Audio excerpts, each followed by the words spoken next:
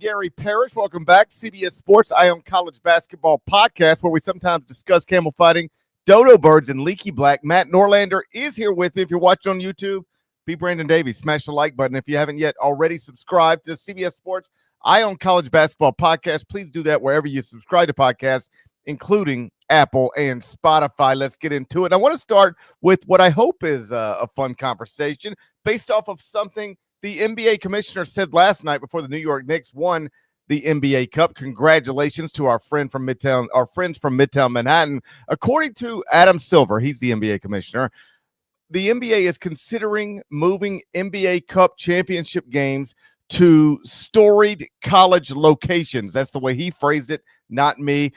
And the idea would be getting it out of Las Vegas because Las Vegas is a fun place to be, but the crowds have not been exceptional there. So maybe you take it to different college locations and try to build it into something bigger in that way.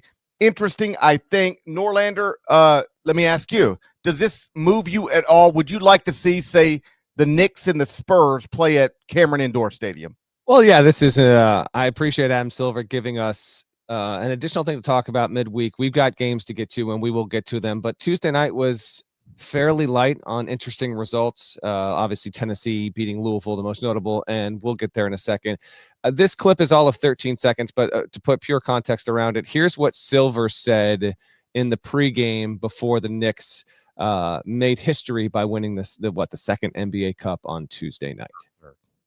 With Amazon Prime about whether it makes sense to maybe go to some unique locations for the final game. They've suggested, for example, some like storied college arenas. So we're just looking at other ways we could do this. All right. So the framing there is that Silver is saying that Amazon has suggested to the NBA to look into maybe going to some storied college arenas. And before we get into some obvious candidates that we got to hash out here, I need to start by saying it's just perfect. It is perfect that college basketball teams in November and December can't seem to get enough of playing their sport in NBA arenas. And now the NBA is looking for ways to get its games into college arenas. Because, of course, that's the way that this needs to go. You got to have this intermingling. I'm open to the idea. I like it. Our poll question on this Wednesday morning on YouTube is, if the NBA Cup went to college arenas, would that increase your interest in the event whatsoever? Obviously, by nature of the show, for the most part, our audience is going to have more interest in college hoops than the NBA, although there's plenty of folks, I'm sure, that watch the show that love the NBA just as much as they do college. I am interested to see, for fans, if by putting two NBA teams into a college venue, would that make you more likely to tune in? Personally, I'm so, neck deep in college basketball, watching, covering, loving the sport, that I really don't pay much attention to the NBA Cup whatsoever. I know the championship game last night was played between the Knicks and the Spurs. I didn't watch a second of it. The NBA Cup doesn't really interest me that much. If you told me that they were going to suddenly be swooping into a college gym, I would be more likely to tune in, at least in year one, just to see what that looked like, how the attendance was, what the crowd would come off as on a broadcast. So I am intrigued by the idea. I think the NBA should seriously consider it. A part of me thinks that they'll consider it, but that this won't actually come to be. Would love to be wrong, Parrish, but consider the way that these players live their lives throughout the season, the travel accommodations, the nicest of the nicest hotels. Not to say that some college campuses absolutely have some of that stuff, but I do wonder if they can get the ball over the line there. If Amazon is the one that's pushing this, I hope that they can make it happen. It would make it more interesting, an event that obviously Silver and his colleagues at the NBA created with the explicit intent to up the interest and stakes of NBA basketball, which for the general public isn't really viewed as something that's appointment television until Christmas Day at the earliest.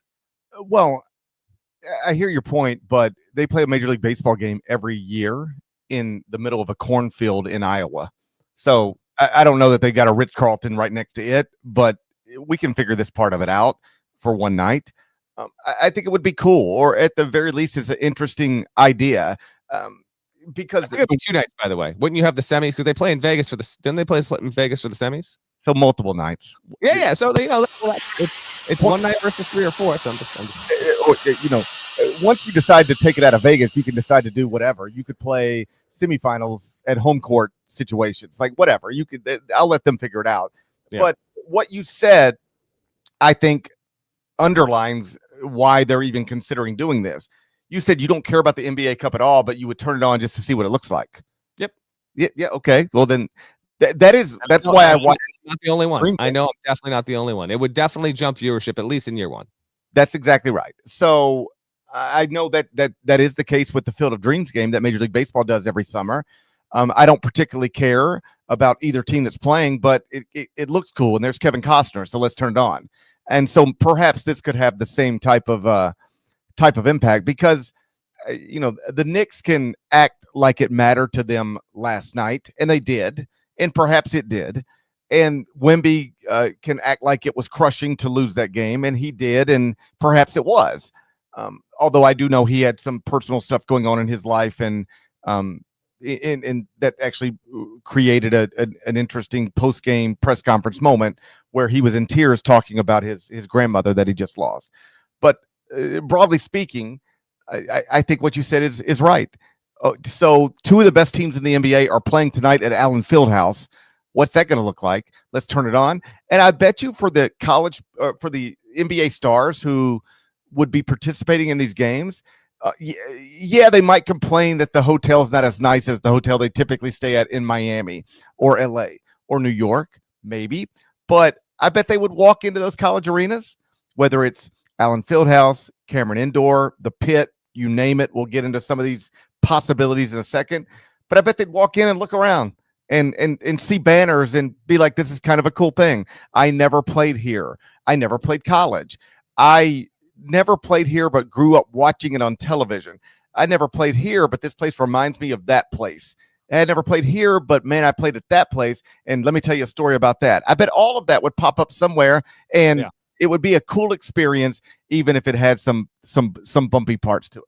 Yeah, it would be cool. And the thing that let's say they actually do this and they can do it as early as 26. Would love to see it. The thing that you can't plan for, but I would be really cool if it could naturally happen, is at least one, if not both of the teams that wind up playing in the title game. Or if we're going to do what they do in Vegas, it's the final 4 teams that are standing go there. At least one of those teams winds up having a relatively prominent alum that's on the team that played at the venue where the game is at. That would be really cool. Or if you had, given how many players Duke and Kentucky put into the NBA, having that would be cool, because I'm obviously not in NBA locker rooms hardly ever, but you do hear about how where these guys played in college. Like that's something that trash talk, locker room wagers that happen throughout the season, based on my alma maters playing your alma mater. Like there's a lot of good fun potential with all of this.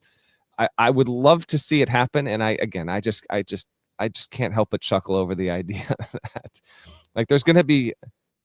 Thankfully, we'll still have no shortage of home and homes in college hoops. Like that's still trending in the right direction, but there's going to be no shortage of college games in NBA arenas for NIL moving forward, and both of these sports just can't resist the idea of playing in the others' arenas. That's hilarious to me. Let's talk our most desired arenas we'd like to see this in.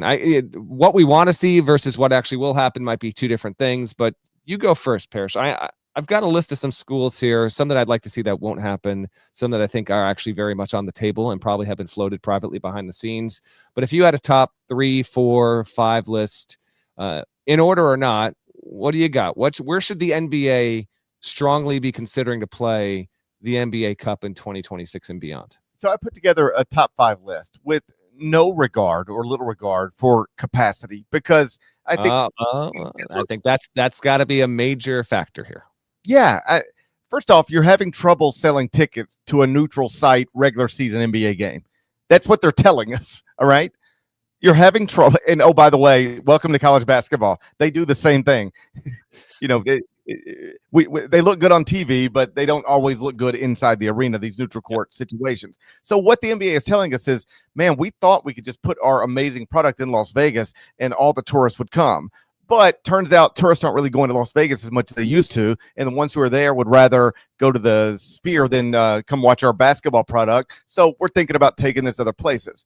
If you're already having problems selling tickets, and this is one of the biggest nights of your regular season, and I think both of those things are true, it's okay if you sell 10,000 fewer tickets for one game because it's in an arena that won't hold that many people, if it looks cool on TV and resonates with your fans. So I put together a list of top 5.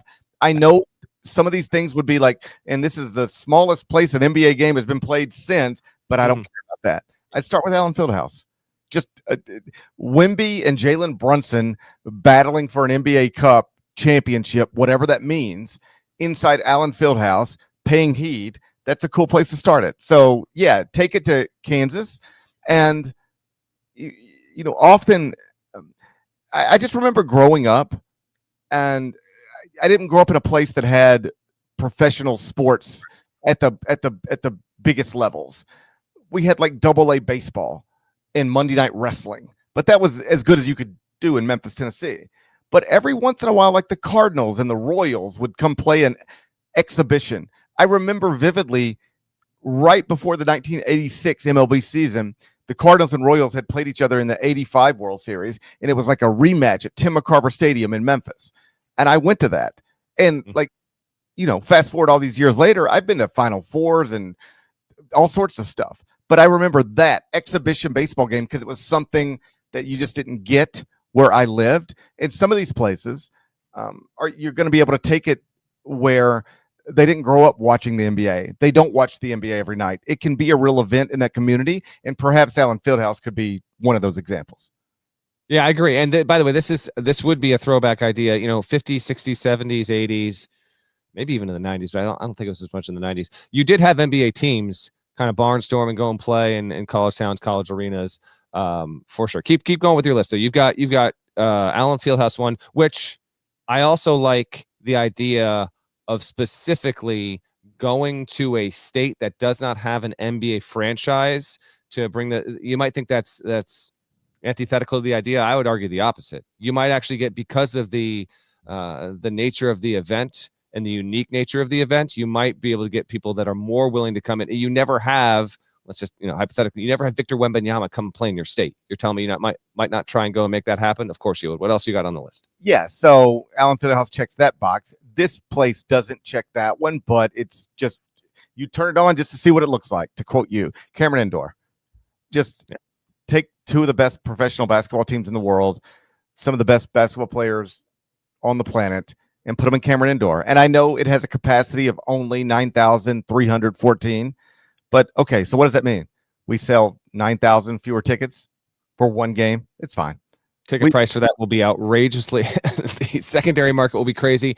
Adam Silver is a Duke alum. He chairs the board of trustees at Duke. So while I think some of the logistics around Cameron Indoor would genuinely be tough, I promise you there's no other college venue that would drive a larger TV audience and general interest than the idea of having these NBA players, these stars, these huge human beings playing in that venue. I don't know if they can pull that one off, but I know there's no single one that would get more people to tune in just because of the very setting than Cameron Indoor. I would adjust that slightly. I don't know if they will pull it off, but they can. It's possible. Remember in COVID when we were just scheduling games like 24 hours out? All of this stuff is possible. You just have to be willing to do it. So yeah. Who gets the visitors locker room at Cameron Indoor? Like that kind of stuff. No, let them figure it out, but you can do it. You can do it. Yeah. So that would obviously be incredible. The Palestra. I mean, that is, have you been there? Sure. Have you been to the Palestra? Of course. Yes. It's the one place. It's not the one place, but it's the main place in college basketball that I would like to get to, but I've never been to. And Palestra's awesome. That might be my top pick, but I think there's no chance they ever go there. But I would love to see it there. Well, every once in a while, people talk about putting the NCAA tournament there, and very quickly, the people who have the power to make that kind of thing happen say, have you ever been there? You couldn't do it there. So perhaps we run into those types of things, or you could just tough it out for one night or 2 nights or whatever. But it would be a cool thing to watch the best players in the world play in that place. Similarly, Hinkle Fieldhouse. I have been there multiple times, and it's just as cool as the first time you walk into Fenway, the first time you walk into Wrigley, the first time you walk into Hinkle. It's you look around and it's a lot like the first time you walk into Allen Fieldhouse, the first time you walk into Cameron Indoor. So Hinkle, I would put on the list, and the Pit. This is another one I've never been to. I've never been there, but I would love to get there someday. And all of these things, just the visuals I think are cool. I understand the logistics could be complicated, but if you told me the Knicks and the Spurs were playing at the Pit tonight, to your point, I would turn that on, if only for a second, just to see what it looks like. I can't believe you just gave me a top 5, and I'll give you mine in a second, but I can't believe you just gave me a top 5 and it didn't include Pinnacle Bank. What the hell's wrong with you? I could have taken NBA franchises to a state in which the NBA doesn't live. I could have made it incredible for whoever the home team happened to be. Yeah. Hey, let me go ahead and give you your cup now. Yeah. Hey, we have to play the game. Let me give you your cup now. No visitors winning inside Pinnacle Bank. We've been through this. That's a miss on my. I own that. That's a huge miss. I actually talked with Fred Hoiberg earlier this week. Nebraska leads this week's court report, and I informed him of our entire Pinnacle Bank, but he was not familiar with it. I told him, Fred, GP says no one just walks in, and I actually have said many people have walked in and defeated your team, and he started laughing. But Fred Hoiberg is now very much aware of the bit. My next goal, I'm not even kidding. My next goal is at some point they open the season at home against Michigan State. We need to get Fred Hoiberg on camera just saying this exact phrase. You don't just walk into Pinnacle Bank. I need to have happen. We need that. Hilarious. Fred Hoiberg had no idea that you don't just walk into Pinnacle Bank was a thing. Similarly, my wife had no idea that Fred Hoiberg was a thing until she saw him walking on our television the other night, and she was like, "Who is that?" I said, "Hey, calm down. All right, that's enough." She said, "Who is that?" I said, "That's Fred Hoiberg." She said, "He's cute." I said, I know what you mean. I think I know what you mean.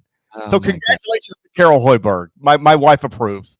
Good stuff. All right, my list. Behind viewers to the show, longtime viewers know that with this setup, over my left shoulder, I've got, this was made back in the day by Basketball Passport, a website that unfortunately no longer exists. You could actually go and log every single game you've gone to, upload your tickets. It was awesome, and they sold this poster. So I'm actually going to take this off the wall. It's got every single historic arena in college basketball. So I'll show this here for the audience. Let me move up, I think. Pretty cool, right? Good stuff. So on this, you can see my ring light there as well. This is one hell of a one shot, by the way, Josh. Thank you for this. A few more times. Oh, you got comments about the mic right now? It sounds like you're talking to me underwater, my man. Okay, so you've got everything from Heck Ed in Seattle, the Kennel, you've got the Pit, McHale, Pauley Pavilion, Bud Walton Arena. Would love to see it at Bud Walton Arena, but I don't know if that can happen. That's another state that doesn't have there you go an NBA team. You've got the Carrier Dome up in Syracuse. That would be an interesting one for sure. Palestra's on here, Cameron Indoor. They've got the O-Dome on here as well. They've got Breslin, Hinkle, Hilton Coliseum, Williams Arena, the Barn in Minnesota. I'd love to see that there as well. Just the idea of NBA players having to play on a court where suddenly there's like a 3-foot drop off. You see those videos of how teams have to prepare for playing on that? Like every time Wisconsin plays at Minnesota, they literally practice diving to save the ball and rolling off safely. It's incredible. I don't think that'll happen. I'd love to see it. GP, here is my top 5. Here are the top 5 arenas that I think I'd most like to see and I think are logistical. Rupp Arena, number 1. It's got the size. You're in a basketball hotbed state. There is no NBA franchise there. The facilities meet the requirements, everything across the board. I think Rupp Arena should be number 1 on the list. Also, you have the best likelihood of having people playing in the NBA Cup semifinals and finals being from Kentucky. I think there could be a lot there. 2 is Allen Fieldhouse. It is definitely big enough. It recently had some renovations in the interior. Definitely can happen. That would be 2. I have Hinkle at number 3. I think Hinkle can actually host this event. You consider all the history surrounding it. It's the one arena on my list that is also in an NBA city. So everything that comes with Indianapolis, you can do a lot of stuff as you typically would, but then, oh, by the way, you play in Hinkle, the capacity there might be perfect. And it's another notable thing that you play in a legendary barn. Number 4 in the same state. You're telling me it wouldn't look awesome at Assembly Hall to see NBA teams play in the NBA Cup? I think visually, Assembly Hall would be number 2 behind Cameron Indoor. And then at 5, with the idea that Cameron Indoor should be on the top 5. I just don't know if they can pull that off. I'm trying to give you 5 arenas that I think logistically could be done. That's North Carolina, the home of Michael Jordan. It's a huge arena, basketball hotbed, and either you play it in the Dean Dome in the next couple of years while it still exists, or North Carolina is actually looking to build potentially a new building in general. And if that were to open and let's say this idea really hits and we're in year 3, 4, 5, 6 of this, whenever North Carolina builds a new arena, that could also work. So that's my top 5. A couple of other nominees. I mentioned Bud Walton Arena. It's big, basketball hotbed. It'd be cool. Breslin, just because of how it might be something of a flop. I'd love to see how Breslin's setup with the student section there actually looked for an NBA Cup game as well. That's the other thing. You have to fill all the student sections with old people who just jump down and paint their face. Or maybe you don't. I guess it depends on when it's played here. So there's finals. So you're right. That might be the case. I was thinking maybe you actually get students there. Now they're not going to have the same investment in that. These are also logistical things you need to account for. But I am tickled over the idea of the barn in Minnesota, Vandy's Memorial Gym. That would be cool just to see that. The idea of Mackey, which is an incredible venue, but having these guys go and spend a night or 2 in West Lafayette, to me, it's just funny. So interesting idea. Gave us some good, pod fodder to start the show here. I think Rupp Arena should be the one that if they do this, they try first. It's big enough. It's modern, good city. No NBA franchise in that state, but it is as basketball intense as any state. It's right there with Indiana, North Carolina. Rupp Arena would be at the top of my list. And just law of averages, you're probably going to have 4 Kentucky players in the game. Correct. Yes. So it checks that box. I don't care about the Dean Smith Center. I don't mean it like that, but when I walk in there, it doesn't feel like Cameron to me. It doesn't feel no. It's just big. That's why I put it on the list. It's just big, right? But those banners are cool. Yep. There's something cool about looking up and seeing Michael Jordan, right? Yeah. And I bet you there are NBA players worth hundreds of millions of dollars who would walk into that place and they pull out their iPhones and they would take a picture of those banners. No doubt about it. Yep. And by the way, didn't take any pictures in Las Vegas last night of anything other than each other. Pretty much, yes. Before we get out of here, there has been a mention in the chat here from Russ from the Boneyard, and I did see this on social media as well. I trust me, I love the idea. I know it's tongue in cheek. They will not be flying out to play this at the Lahaina Civic Center. It would be the most epic thing ever if they did the NBA Cup where they play the Maui Invitational. We can all dare to dream. That's not going to happen. But half serious here. You tell players they get a trip to Hawaii on top of all this. I mean, on top of all the money that comes on top of it, they might be more willing to do that than play in any of these college arenas. I don't know, but that obviously that can't and won't happen. But yeah, we can dare to dream. That feels like a place where the Players Association would say, we can't be on a plane for that long. We like to play cards, but we can't play it for that long.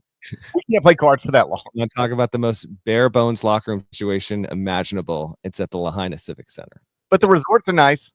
The resorts are incredible. Everything about it is incredible. The gym is what it is, and that's what's made that event so special over the years. All right. Do you think it's time to move on? Have we? I think it's time to move on and talk some Vols and cards. Okay. Tennessee entered on a 3-game losing streak. Louisville had just bombed Memphis. So, of course, the Vols beat the Cardinals last night by 21 points. We'll start the Wednesday Whiparound. We'll do it there next. First, though, let's get a word from our partners. When you need your sports news all the time, we've got breaking news to bring to you. CBS Sports HQ gives you a snapshot of all the sports that matter to you. When you need your sports in a snap, find it on CBS Sports HQ. Streaming free anywhere you are. Final score, number 20, Tennessee 83, number 11, Louisville 62. Projected lottery pick Mikel Brown did not play for Louisville, reportedly because of a lower back injury. Is that the storyline of the game, Norlander, or can you find it somewhere in your heart to give credit to the Vols? I am going to find it plenty in my heart to give credit to the Vols. Okay, you kidding me? Come on now. I do think that. I don't know if it's in your scripture or not. You're not in your scripture either. Okay. I get into Leviticus sometimes. Yeah, I doubt it. I get into Leviticus sometimes. Tennessee is more the story to me. They get a second notable win. No Brown for Louisville. I get that. But come Selection Sunday, they're going to have non-con wins over Houston on a neutral, at home over Louisville. Brown, Darryn Peterson didn't play last night. We're going to get to them in just a second. But now, another freshman, top 10 pick, doesn't play. Hopefully he's not out for too long. But to me, it was more about Tennessee. Unfortunately, the game was kind of a dud. Like, Tennessee fans, you'll take the win, easy win, but it just wasn't compelling at all. No Brown. It just felt like Louisville had, all of its conviction sapped from its abilities there from the opening jump. Louisville has now lost 12 games in a row on the road against ranked teams. That streak continued last night. Don't try to put all that on Pat Kelsey. I'm not. I'm just giving you the straight stats here. Tennessee had only lost, Louisville had only lost to Tennessee twice. Last night in 1922, they went 103 years between losses. Granted, these teams have only played 7 times total, which is somewhat surprising considering how close they are to each other. They've only played 7 times. Nonetheless, that is the case there. Tennessee, I give them credit for really halting Louisville from an offensive perspective. The Cards went into that game second best offensive rating in the country, 127 points per 100 possessions, 0.90 PPP last night at Towson Bowling. So good on Tennessee, and obviously they're very, very good on the offensive boards. They had 10 last night. They're ranked top 5 in the country in offensive rebounds per game. Good on the Vols. Really nice win. What were your takeaways? Yeah, first and foremost, they had been on this 3-game losing streak since beating Houston. And over the previous 4 games, including the Houston game, Nate Ament had been not very good. I think 25% from the field, 30% from 3. He's immensely talented, but had not been playing to the level he needs to play at. It hadn't been challenging Cameron Boozer for Freshman of the Year or National Player of the Year recently, and didn't do it last night. Boozer had a bigger game than Ament, but he was 5 of 11 from the field, 13.7 rebounds, 3 assists. He was better. Obviously, the story is Louisville's different without their one-and-done dynamic lead guard. Surprise, surprise. But that was one that got away from them in a pretty big way. And, just this is how they play. But against Memphis, they were 18 to 35 from 3, and that's how you win a game by 26. And against Louisville, or against Tennessee, rather, 7 of 34 from 3, 21%. You lose that one by 21. It's not as simple as that, but that's a big part of the problem.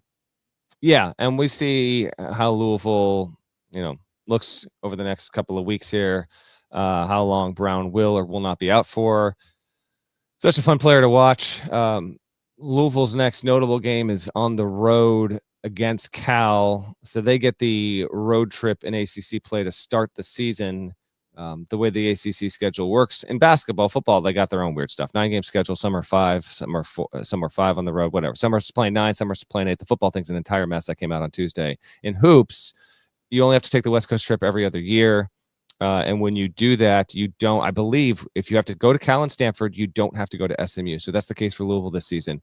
It goes to Cal and Stanford to start the ACC schedule. They'll ring in 2026 out there in the Greater Bay Area, and then they won't have to do that again for 2 more years. Those schools will go to Louisville next year. Hopefully, Brown is back in time. For Tennessee, they stopped the bleeding with avoiding only what would have been their second 4-game losing streak under Rick Barnes. The first one came in his first season a decade ago, and now Tennessee will look up again at them for an interesting game, and it's a good one to start SEC play January 3rd, that Saturday, against Arkansas. Final score: Kansas 73, Towson 49.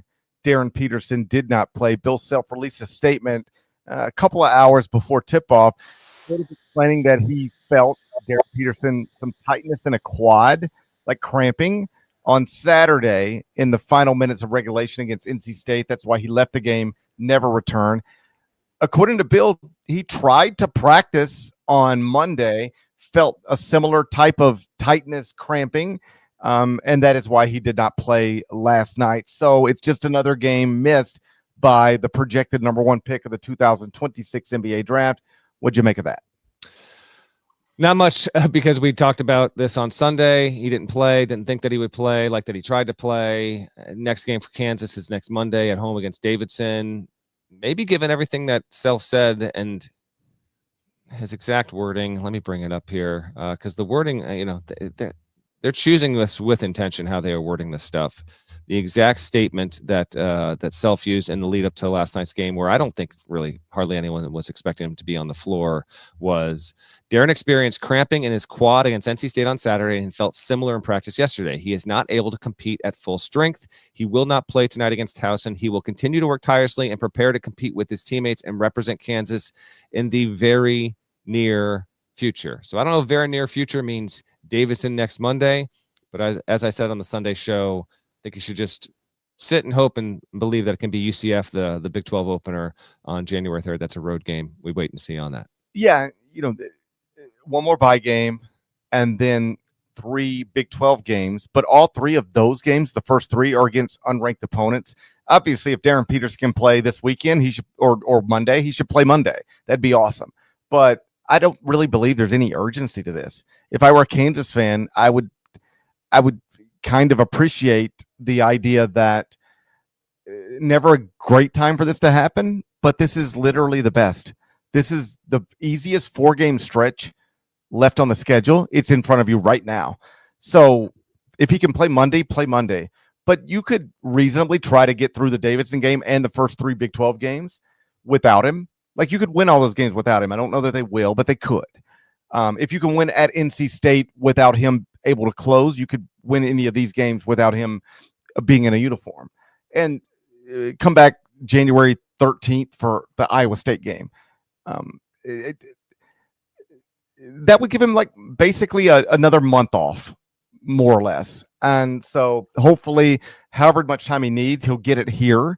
And then we'll never talk about quads or hamstrings again, because this is kind of a depressing story in this context of basketball.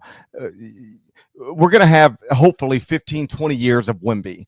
In the NBA, if somebody is sidelined by this stuff, there is usually always next year. But in college basketball, we know you're really only getting 1 year of Darryn Peterson. And so far, he's already missed 8 games. And it appears he might miss a 9th, maybe a 10th, maybe an 11th. But hopefully by the time he returns this time, all of this quad, hamstring, soft tissue stuff is behind him. Agreed. I do think that not playing to this extent, if he doesn't play another game or two, probably now this is further down the list. You just want him healthy. You want to be able to win. But he was my preseason pick for National Player of the Year. He is reaching the point where he is missing so much time that you probably can't overcome that, even if he returns and is credible and gets KU into the top 3. Today's court report also has a look at Yaxel Lendenborg and how he is, in my opinion, at least closing something of a gap with Cameron Boozer, who is for sure the front runner, no doubt about it, for National Player of the Year. And speaking of Boozer, and speaking of Duke, they got a win on Tuesday night that was rickety. I mean, they had their most turnovers in a game. I think. Well, let me see. Was it 22? GP, you got that at the ready here? Let me bring up the stat. I think they had 22 at home against Lipscomb last night. TOs, yes, 22, and that's their most in a game in more than 15 years. I would be comfortable with. Say it again. It was more than I would be comfortable with. Yeah, no question about it. Now they wind up pulling away 97-73. Boozer goes for 26 and 13. He also had a career high 6 turnovers. But Lipscomb was up near double digits in the first half. Boozer and Duke came back and got the lead at halftime and wound up winning. Boozer said something interesting earlier this week that I'll get to in just a second. But any thoughts or takeaways on a runaway win that really, if you watch the game though, like Lipscomb came to play, and then it was one of those deals where they had about 27 minutes in them to really give Duke something to think about. Their style of play, tossed them, and then Duke went Duke. Well, I was in studio here in New York, and we have a show that goes from whenever our game ends, Dayton over Florida State, till 10 p.m. Eastern. And so you're preparing for that. And it's the type of thing that throughout the night, somebody's in your ear saying, hey, Duke's down 6. Hey, Duke's down 8. Hey, are you keeping an eye on this? And then obviously, the second half happens, and they pulled away the way you expect them to pull away.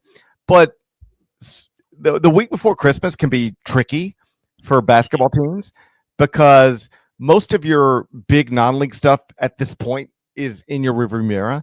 Feast week is behind you. Conference play is just around the corner, and got finals. You're looking forward to going home, seeing your friends and your family. There's a lot of stuff that's attached to all this. Yes. Think about when you were not a basketball player, but just a kid, and it was the week before Christmas break. Like, I know you should be focused, tests and all that, but I know just personally, I'm here, so I couldn't step in and do anything about it. But I called my wife yesterday morning, and I was like, so what's going on? And she was like, oh, nothing. And I was like, I hear the kids in the background. I was like, did the kids just not go to school today? And she was like, well, Louis had a Christmas party, so I brought him home after that. And Oliver felt like, he didn't need to be there. All his tests were done. And so it just like nobody cared. I just let my kids just skipped school. Nobody cared. And so that can be apparently, I need to fix that when I get home. Like, I hate to see that. Kids, let's be clear here. You parent your kids the way you want to, but they don't get to decide when they go to school unless health issues are dictating otherwise. Okay? Hey, my wife and talked to her. I was here. Okay. I woke up to this news. It wasn't like I okayed this. This is all stuff that happened while I was in New York City. All right. But I agree with you fundamentally. My kids aren't that bright. Like my oldest is. My oldest is maybe a genius. He's great. But the little ones, I don't know about them. All right. They certainly don't need to be skipping school. So, but Duke skipped school in the first half last night. That's what I'm trying to tell you. But in the second half, they checked back in and they handled what they were supposed to handle. Heading into the game, I used the top 25 and 1 on this. So we've sort of settled, maybe not just me and you, perhaps me and you only, but like it feels like even the AP poll, who's the best team in the country? Who deserves to be number 1? Is it Arizona or Michigan? And I wonder if Duke is sitting here like, yo, we're 11-0. We have the best player in the country. We're Duke. Like, why are we not a part of this conference? Should Duke be offended at the lack of attention? No. I'm worried that Duke is not getting enough attention. Yeah, let's see. Oh my gosh. Are you concerned that Duke is being overlooked by the world? Let's go, Duke. Come on.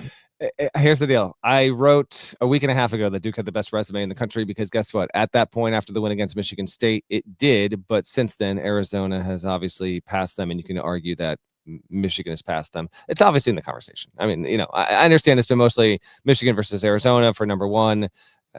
This speaks to the bigger thing, which is just great that we have all of these really, really, really good teams. And yes, Duke has the National Player of the Year front runner. It's got a case for that as well. So if you want to consider them, that's fine. I told you, Massey ratings got Duke number 1. So there's at least one metric out there that has. Yeah, I know you love the Massey ratings. You love the Massey ratings. But hey, on Duke though, Josh, can we play this? I think this is like 35, 40 seconds. The Brotherhood podcast. This was Cameron Boozer, Isaiah Evans, Caleb Foster. They got their own in-house productions and all that stuff.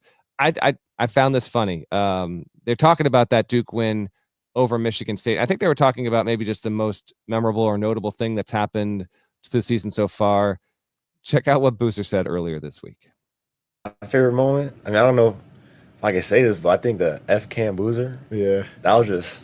Yeah. That was so strong. Yeah, that was crazy. It was the whole arena. I'm like, yo, what is going on right now? Yeah. I knew that was gonna turn them up. Like too. this is what we're chanting. And he started going bad. He started going crazy, bro. Like, Yeah, and after the game, I was like, what did I do? Michigan State didn't recruit me, so I was just, but that was great energy in there for sure. Yeah, I can see like in Miami maybe, like, but Michigan State would be coming like that. I'm like, okay. I think it's hilarious that like I I didn't catch that on the broadcast. Maybe I was watching other stuff. I didn't realize that this had happened, that most of Breslin was chanting F Cam Boozer. And so I thought Boozer's reaction was hilarious. He's just, after the game, he's just kind of taking it all in. He had another really good game. Duke gets a road win. And Boozer's like, what did I do? Dude, you play for Duke. This is what's going to come with the you have to know this. You're the best player on Duke. You go into a hostile environment. They're going to boo the crap out of you. 26-13 last night. And I guess the National Player of the Year race isn't over because it's December 17th. It's not over. Yeah, it's not. Yaxel, I think Yaxel can catch him. Not that I think that he will. I think that he can. More on that in today's court report. Go check it out. Yeah, I'm not going to predict the future, all right? But right now it's not close. Like, one of the things I said last night on one of the shows we did last night is that if you sent out 100 ballots to knowledgeable college basketball people, if you could find 100 of them,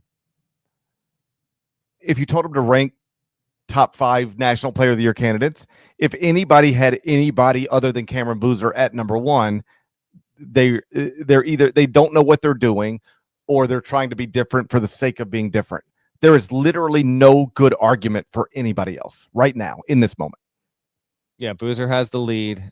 Interestingly enough, Yaxel is shooting better from the line, from the field, from 3-point range. And it's pretty close to him in per 40 numbers, but it is Boozer. He has the lead. Name too. Yeah, well, they're both really good names, but yeah, Yaxel Lendenborg, really big Yax. There's something about that. He's coming off a game with 28, 8, at least 3 blocks and 2 steals. There's only been 5 instances of that happening the past 30 years. Yaxel has 2 of them. He's awesome. Again, go check out their court report. We'll link it in the podcast description. Just 2 quickies from me, and then we'll wrap the whip around however you want. You mentioned CBS Sports Network. I at least want to mention that result. Dayton won 97-69 over FSU. Florida State has a 5-game losing streak after starting 5-1. Their season, for all intents and purposes of what you could hope it might have been under Luke Laux, that's done. Dayton has a 33-game home winning streak on its home floor. Has not lost in specifically in non-con play. Has not lost in non-con play since November of 21, and it is beating the teams in those games by an average of 18.5 points overall. Really, really impressive stuff for them. Florida State has now lost 5 straight non-con games on the other side for the first time since the late 1960s. Not good, but that was on our air. And Dayton, that was important for the A-10. And then the only other one, I'll just mention that Butler, Josh is on the show here, getting ready for a well-deserved, speaking of Maui, for a well-deserved Maui holiday upcoming here. UConn has never lost to Butler. 12-0. They took care of them easily last night, and no shock there. Sorry to rub it in, Josh, but it was least notable that UConn, one of the best teams in the country, also played like Duke last night, had no issues at home, and got the win. Anything else from last night you want to hit on? Well, I mean, Lawan Watts probably feels disrespected right now. Texas Tech was on Northern Colorado 90. I think it was as recently as Sunday. We were like, J.C. Toppin's amazing.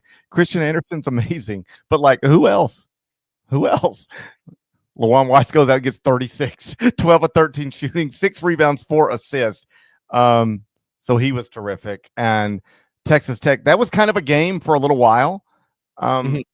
But, you know, they pull away, win by double digits, but you're not going to get 36 from Lawan Watts or probably JT Toppin very often. But if that was a good sign for Texas Tech, they've been banged up, they've been shorthanded. But last night, the guy I think Grant McCaslin would have told you in the preseason he hoped would be their 3rd most important person. He was their most important person last night. Yes, big old Watts. Good performance. That was an entertaining game. Texas Tech gets it done. And now its next game is a biggie against Duke in the Garden this weekend. That'll, of course, be in the Final Four one on Friday's show. All right, we want to look ahead to the next couple of days before we get out of here. Let's do it. All right, but hey, first, let's get rich. Let's get one more word from our partners. You can't count on accurate expiration dates. That is a rookie mistake. Or the kindness of strangers.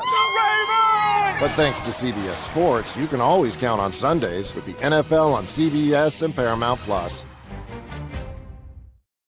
All right, before we get out of here, let's look ahead to the next couple of days. On Wednesday, that's tonight, Vanderbilt at Memphis, South Florida at Alabama. Big night for the American. Got an opportunity to pick up 2 big wins, but will probably pick up 0. I don't know. Do you give my alma mater an opportunity? Do you give them a puncher's chance against the Commodores? I mean, I do. That is the most interesting one of the night. Vandy's undefeated, top 10 team, potentially have yet to take a loss. And if you can win on the road against Memphis, I know Memphis is a down team, but you get the road win. This would be Vanderbilt's second road win of the season. Reinforcements to the idea that you can, if not are, the best team in the SEC there. We'll see if Penny can give it a good run. The Alabama South Florida game, there's a connection there. Brian Hodgson is the coach at USF. He was a former assistant under Nate Oates, who has little issue giving a favor out here and there in terms of his scheduling philosophy to some of his guys. So I'm not surprised by that overall. But yes, it is a big night for the American. Like kind of need both of them to just increase the conference's distant chances of even hoping to be a multi-bid league. Elsewhere, Creighton is at Xavier. I have this at the bottom in my notes portion of the court report. Creighton, this is, Greg McDermott's worst season at Creighton. It's their worst season since the late 2000s to start, that is. And they're at Xavier, who's off to a really nice start, all things considered. 8-3 on a nice little run here. Big East battle. We're getting, mid-December, given league size, 20-game schedules for the Big East. We're getting a little bit more of that. Arizona State plays at UCLA. Mick Cronin very quietly signed a contract in May. I have obtained that contract. It is in today's court report. There had been some. You got it 7 months later. Good job. They never announced the contract extension. So there had been some scuttlebutt that he might have been having a wandering eye with some schools, like when Louisville came open. Well, if any of that was true, he's not going anywhere. So you can read more about that in my story today. And then the only other one from tonight that's got my interest is 8:30 tip, Georgetown at Marquette. Marquette, we've talked about plenty. Georgetown has lost 3 of its past 5. It needed overtime to beat St. Peter's at home. It got off to a nice start. It beat Clemson early. It won on the road at Maryland. And now that has been squandered. So it is going to be a depressing Christmas for whatever school loses this one. But for the purposes of the Big East, I think it benefits the league a lot more if Georgetown can go on the road and win at Marquette. Now, that's not going to be easy, but it's a very urgent game for Georgetown to kind of get itself back in the right swing of things. Its next 3 games after this will all be at home, so it could improve to 8-3 with the potential of getting to an 11-3. Could be in a better spot, but a loss that would certainly spoil a nice start to the season for Ed Cooley, who is now, he's in year 3 and they wanted to make good gains. That's still to be determined whether or not that happens over the next couple of months. Circling back to the American trivia time, do you know where it rates as a conference at Ken Pom right now? I'm going to say 10. Yeah, it's 10.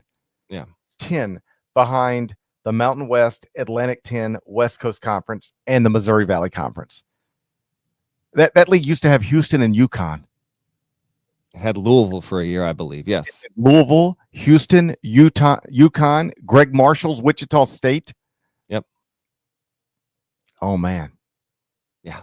That's tough. On Thursday, it's a good night to catch up on Landman Season 2, streaming right now on Paramount Plus, because if you ain't got something to watch, it probably shouldn't be basketball. It probably shouldn't be basketball on Thursday. There's not a whole lot going on Thursday night. Are you watching any shows right now? Am I watching what? Are you watching any shows right now? Landman? I am. During basketball season, I don't have as much time, and I'm way behind. So I'm on season 3 of Peaky Blinders, which is a very good show. It took me way too long to start it. I think I watched season 2 literally last December. So Thursday night, I'll try and squeeze in another episode, get it going. It's a good show. If the general premise didn't get you, like, I'd give it a shot and watch it with captions, because it takes place in the early 20th century over in England, but accents and following the plot can sometimes be a little difficult. But I actually find it to be a very good show. Cillian Murphy, very much pre-Oppenheimer, good show. That's what I'm on right now. So you're telling me there's a show out there I could watch that's hard to understand and hard to follow? If you're not, it's one of those things where I know a lot of people watch shows sometimes, but it's almost like they got to watch the show, but they got to be on their phone. No, don't do it. Just Just lock in. That's all. Yeah. Have you not seen Peaky Blinders? I've never watched it. I apologize. I think you would like it. It's good. Okay. Yeah. I'm on my pluribus right now. I'm minimum a year and a half from getting to that. I've heard it's good, and I love Vince Gilligan. But that's one of those where if it's still good after season 2, catch me in 2027 and maybe I'll get to it. Hey, nothing's promised. You don't know that you'll be, and I'm okay with that. Nothing's promised. I know you're not in your scripture very much, but at some point in the scripture, it makes it clear nothing's promised. Isn't the rapture in the scripture? I don't remember. I'm mostly focused on Leviticus these days. That's what you're dialed into? I think so. I like pluribus. I got caught up on my flight to New York. I'm all in.